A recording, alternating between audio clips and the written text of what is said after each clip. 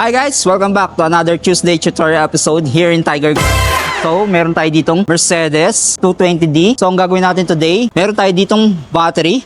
At itong chinek namin to kaganina. Sobrang lobat na siya. Kahit i-charge natin siya, hindi na talaga siya mismo nagkakarga. Matagal na rin itong battery niya. So, papalitan natin siya ng bago. Ang brand nito is GS battery, Japan quality. So ituturo ko sa inyo paano natin siya ikakabit. So kaganina kasi natanggal ko na yung lumang battery niya, pero yung pagkabit tsaka pagbaklas, same lang yun. Same procedure yan.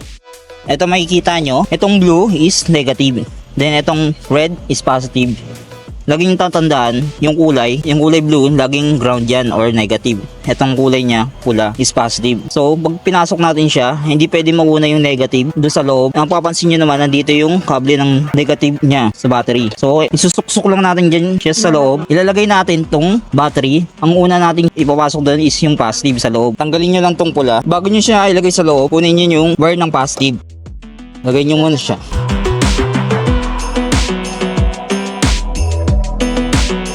Pag nilagay nyo na siya dito, higpitan nyo na kasi pag naipasok nyo na doon, din nyo na siya higpitan sa loob. Kaya dito pa lang, higpitan nyo na. Itong negative na to, kailangan ilayin nyo siya sa positive. Tapos meron pa siya dito ng another wire. Lalagay din natin siya sa positive. Pero tayo ibang Mercedes, wala to. Isa lang to sa mga accessories niya.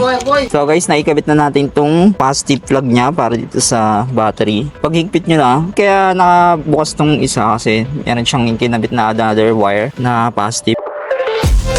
Higpitan nyo lang tong maliit. Yan. Yan, pag nakikabit na natin siya, tulak lang natin siya papasok. Yan. Then, makikita nyo itong isang hose. Ito, buksan nyo lang itong isa. Yung hose kasi na to para sa drain niya. Nalagay nyo lang yan dyan. Pag hindi nyo matanggal ng kamay, kumuha kayo ng pantusok. And, nakikabit na natin yung hose. Para pa nag-flow siya, yung pinaka-water niya, lalabas siya dyan. Katapos natin itong kabit, next natin is yung negative na plug niya. So, makikita nyo, itong socket na to, saksak nyo lang siya dito. Kung ano yung mga tinanggal ko, same lang siya sa pagkabit. Then ito, ilagay nyo. Yan, pagkakabit nyo, maayos, higpitan nyo lang to. Wala kayo ng G's or T-wrench or socket. Ano man, basta G's. Combination, pwede rin. Pero the best is socket or T-wrench. Yan, that's it. Yung mga tanggal, ibalik nyo lang.